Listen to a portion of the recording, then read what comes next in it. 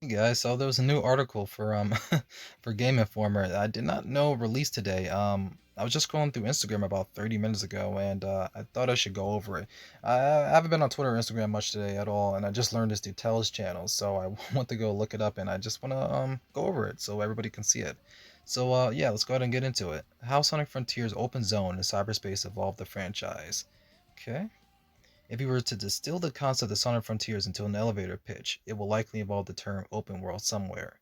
Yeah, it would. However, while the game features many tenets of the open world genre, Sonic Team is adamant about calling Frontiers an open zone game instead. While on the surface that sounds like a little more than a marketing ploy, after chatting with the developers, it makes more sense as you dig deeper into its meaning. Okay, and I hope they go more into that, just a little bit at least, in this article here, because I think a lot of people still call it open world because they feel like they're just using it as it like Sonic uses zones, so they're calling it open zone. But I think personally I think I understand what they're going for with the open zone concept. I would think I just it'd be great if they went into it just a little bit more, just so they help other people understand it. I can't wait to get my hands on it so I can really understand it through the experience. But coming off 2017 Sonic Forces, a game that didn't fare well with the critics or fans, the development team wanted to shake things up. Forces received criticism for its generic 3D level design, unfulfilling story, short length, and poor 2D gameplay compared to the then newly released Sonic Mania.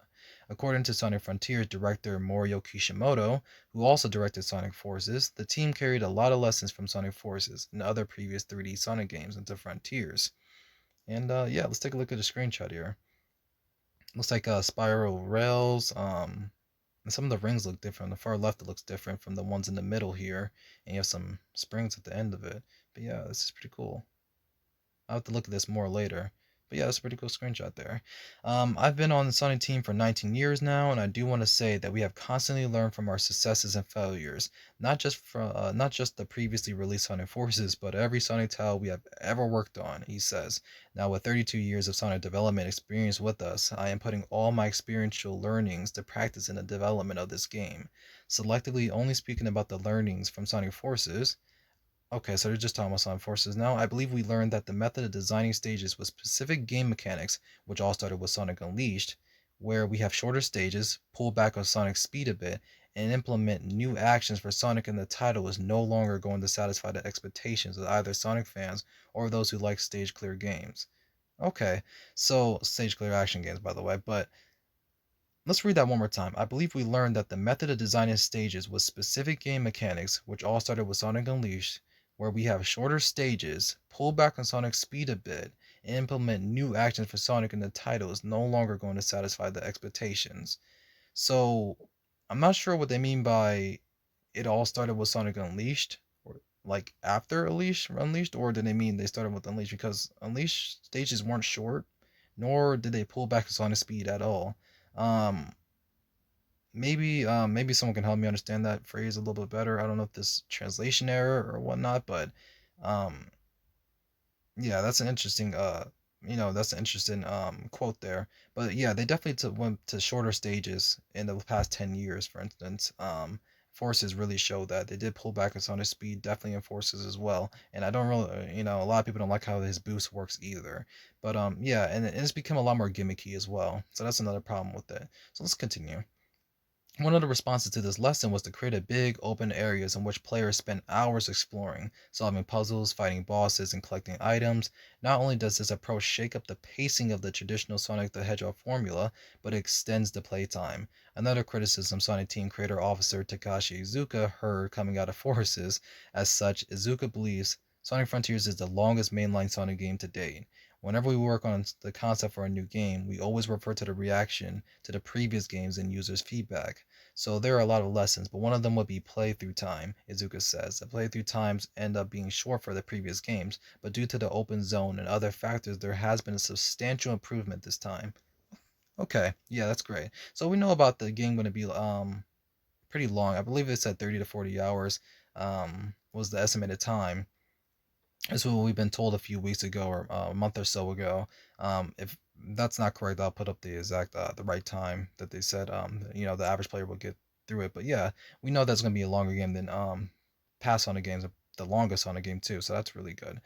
So we're gonna go into the screenshot here. Oh wow, this is new. I don't think we've seen this before. And if we haven't, I don't know. Maybe I don't remember. But I don't remember there being rings on that thing you run up on the wall there. And it seems like someone's being pulled up on a pulley on the platform. And it seems like the same platform is in the background there, just a little bit further down. Okay, that's interesting. One of the primary challenges when starting development on the open zone concept was making sure it felt true to the Sonic franchise. When taking on a new challenge for 3D Sonic game, I always go back to revisit Sonic's roots. Izuka says, with classic Sonic, you can enjoy high-speed experiences and route exploration just by moving to the right.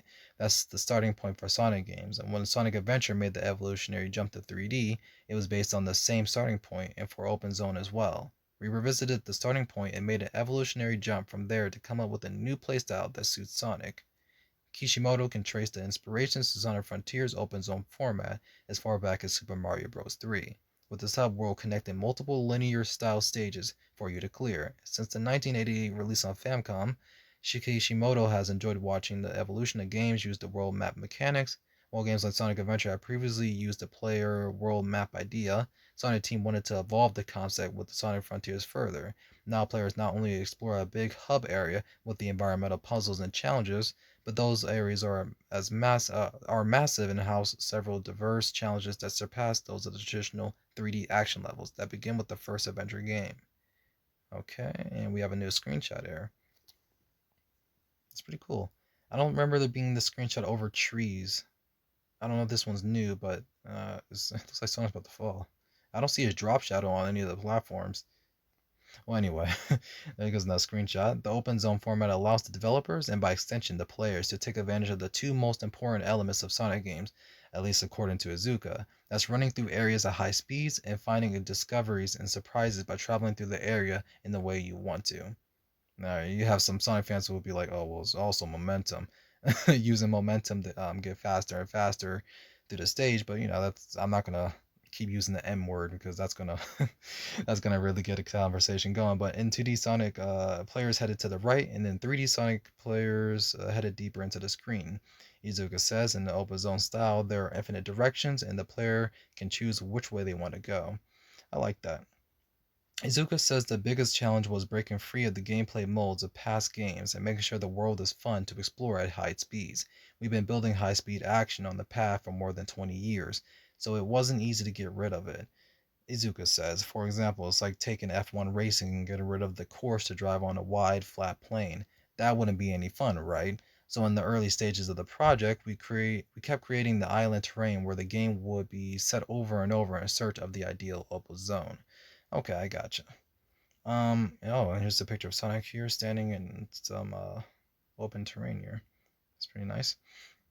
In my past conversation with Izuka, he lamented how the team would work hard to design environments in the linear Sonic stages, only to have players run through them in a couple minutes or less, an unavoidable side effect of having a game based on speed. Yeah, to an extent, yes. This became a sticking point in the early 2000s as the design became more intensive in the transition from 2D to 3D, sprite work giving away to fully realized polygonal design added a lot of time to the stage creation process, with players running through the environments just as quickly in many cases. During my hands on time with Frontiers, the open zone format seemed to be remedy for the previous problem, as one enormous environment plays host to dozens of destinations and objectives, hundreds of collectibles.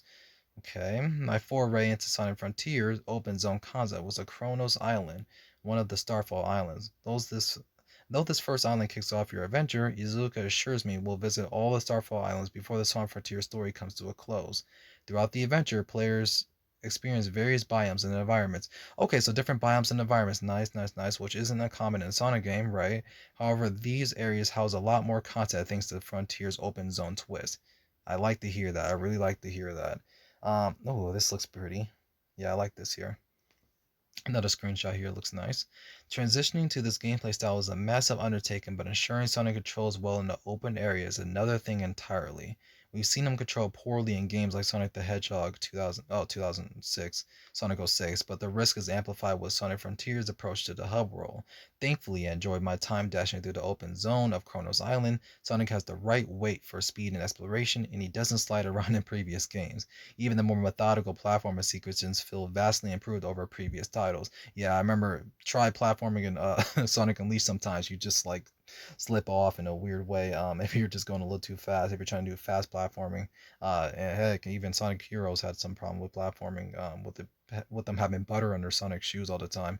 During the initial gameplay reveal of Sonic Frontiers, many criticized the apparent emptiness of the open zone. It makes sense in the vacuum of those cliffs, but when you're running with the speed of Sonic, the spacing of enemies and obstacles makes sense. Gaming like Legend of Zelda Breath of the Wild and Elden Ring masterfully space out their encounters, but feature a much denser world than Sonic Frontier's early public footage.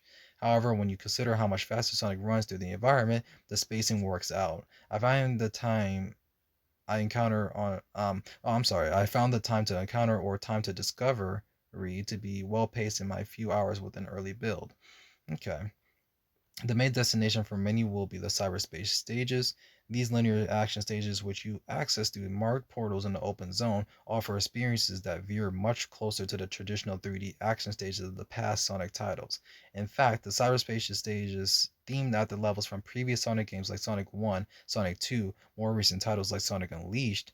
While the appeal of stages like Green Hill and Chemical Plant Zone seem timeless, fans have experienced them in several recent games, including Generations, Mania, Forces. While games like Generations and Mania served a celebration of Sonic's past, Izuka's justification for having these zones and other from the past appearance frontiers is that the cyberspace levels pull from Sonic's memories.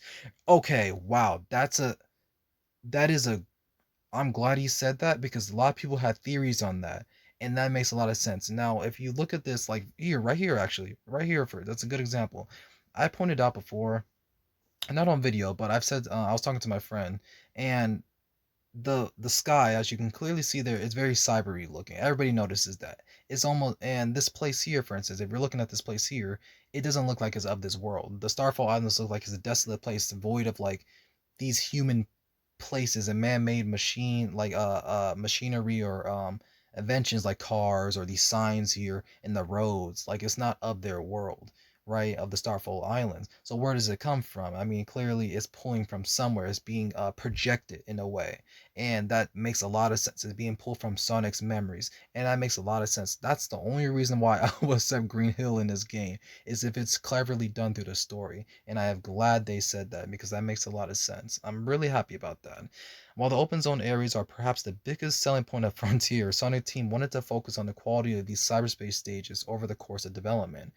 When we started this project, as we were developing the title, and even now as we are looking to release this title out to the world, there was one reason we were doing it: to once again have Sonic stand out amongst the other stage clear action games, Kishimoto says. I am talking about the games like the Super Mario, Donkey Kong, Kirby franchise that I personally loved, and Genesis era Sonic the Hedgehog stood alongside those titles. This, of course, not a simple thing to do, but rather very difficult to actualize.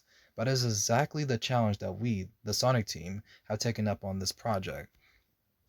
Since the traditional cyberspace stages are seen as driving forces in the gameplay, players should expect to leave the open zone area of the title to experience these levels. Still, Kishimoto teases other ways of advancing through the game if you prefer the open zone areas. The adoption of the open zone game mechanic allowed us to evolve the format for stage clear action games, while at the same time allowing us to deliver a wide variety of gameplay, he says. Including the traditionally linear gameplay inside the open zone format is definitely a very important point, but is not the de facto playstyle. In order to progress through the Sonic Frontiers, you can choose to strategically play the traditional linear gameplay as one way of advancing, but is not absolutely necessary, depending on your playstyle of the amount you want to engage, and that gameplay is up to you. Gotcha. So this is okay. So just like you're playing a normal stage, a normal traditional 2D or 3D Sonic game, you have multiple paths. This is one big stage with infinitely different paths because you can go in infinite different ways, quote unquote infinite different ways. You just go in many different directions, and you can make your own path. I gotcha. And that's the open zone. That's how I understood it to be, but that's what they're saying here. You can either do it through completely cyberspace levels to get through a good majority of the game, or you can use the open zone like or quote unquote open world, open zone, open space in order to progress to the game. So that makes a lot of sense. While the development team is seemingly downplaying the role of the open zone as little more than an interactive hub world, in my 3+ hours of hands on time, the open zone of Kronos Island took most of my session. While in the world I explored every nook and cranny I could, I solved many puzzles, completed various challenges, sped through various obstacle courses, and gathered various collectibles. And remember, this guy said he played an early build, for sure. He said he played an earlier build, so his experience might change in the later build. Not to say that it might get worse, but maybe it might be better because there might be more stuff put in it. So of course, much was in the service of progressing the main storyline, which often asked me to return to the cyberspace stages. But those levels are a quick hit and fast pace, more focused on getting through it efficiently than thoroughly combing the area. Gotcha.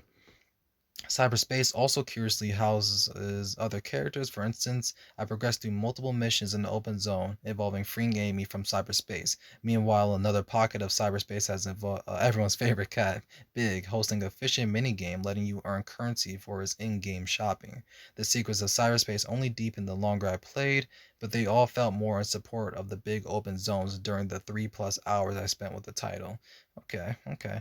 Oh, we have Sonic standing under Eggman's ship here or whatnot. And look at those rings in the background above the hill there. Yeah, okay, it's pretty cool.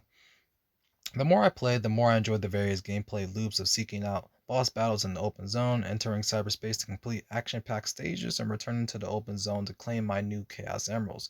If you play Sonic Frontiers and enjoy the open zone format, there's good news as it could very well be the series direction going forward. To evolve the linear stage clearing 3D action that began with the Sonic Adventure in 1998 and create a game that would be the cornerstone of future Sonic games. And that was the goal when we started Sonic Frontiers, Izuka says.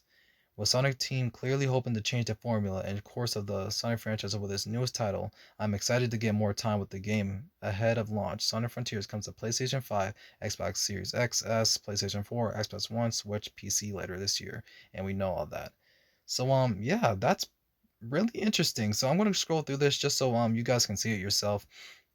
I'm gonna go back down to it, but yeah, a lot of good things to take from this is that they're openly saying that they learn from Sonic Forces, which is a good example which is the main example they bring up in here. They talk about Sonic Forces and how it has shorter on the story and the game altogether. That it's uses gimmicks, things like that. It slows down Sonic speed, things like that. That a lot of people do complain about in the Sonic series, or the Sonic fan base about the Sonic series. So that's one thing. They have confirmed that if I can find it, and yeah, take a look at these screenshots too. It's pretty cool. But they have also said that it's the stages here are pulling from Sonic's memories, and I knew they had to be pulled from somewhere and for a reason. Simply because we saw that the background of these stages or some of these stages are pixelized and like as if they were being hologram. Like like a hologram. It looked like it was being projected. So what would it be projected from if it's not of that world, the Starfall Islands? It can only mean that it came from either memories or it's like being simulated in some way. So it was just a matter of what exactly like the origin is, and we learn, as they say in here, is from Sonic's memories. So that's pretty freaking cool. I'm glad they actually mentioned that. But I'm gonna keep going to this article, just in case you guys want to read through it yourselves. I have Sonic here. I'm gonna stop here and get all these screenshots. Nice. Okay. And yeah, so that's pretty much it for this video. I just wanted to go over this. I have not much to say about it. To say about it. I mean, everything I kind of said already, everything that's crossed my mind I already pretty much said. It's not much to say more about it, but this is really cool news. I'm glad we learned more about the open zone experience because I do have a better understanding than I thought I already did about it now.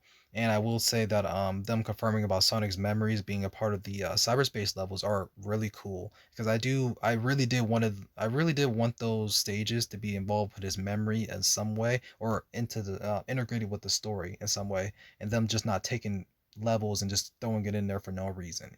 So if it matters to the story and if the story is good, which I do believe Ian Flynn is making a good story, or at least he's writing a dialogue that complements a good story, then I have no doubt that I'm gonna have fun with the cyberspace levels. Hopefully they're designed well and whatnot. Like hopefully preferably more like Unleashed. I don't think that they are necessarily, but we'll see. But here it is right here. I wonder what that language is. Now I heard someone say on Twitter When I say heard, I mean I read someone say on Twitter that this stage reminds them of a stage from Sonic Advance or something like that. Apparently, the stage looks something like another stage from Sonic Advance. I'm not really sure what they're talking about because I'm not too familiar with the Sonic Advance games. But yeah, that's pretty interesting. If anyone could tell me anything more about that, that'd be nice and whatnot. So that'd be cool. I see Donkey Kong here. Donkey Kong is one of the hardest platformers I ever played. That and Rayman, those are one of the hardest platforms. Definitely, but Donkey Kong more. So, um, here's the night cycle. The nighttime for Sonic Frontiers looks beautiful. Looks absolutely beautiful. Yeah, I think we're coming near the end of this article here. Another screenshot here of Sonic under Eggman's ship. And yeah, that's about it for the article here. So yeah, that's pretty much all I wanted to go over. I just wanted to go over this, read it, let you guys know what was going on, show you the whole article and whatnot. And yeah, that's pretty much it for this video. Thanks for joining me reading this and whatnot. Sorry for some of my mistakes while I'm reading it and trying to explain my thoughts at the same times. Sometimes I can get a little trip over my words. But I hope you guys enjoyed the video. I hope you guys learned something new out of this, and I hope you guys had a I hope you guys are excited for the game because I very much am. So I guess I'll talk to you guys soon. Thanks.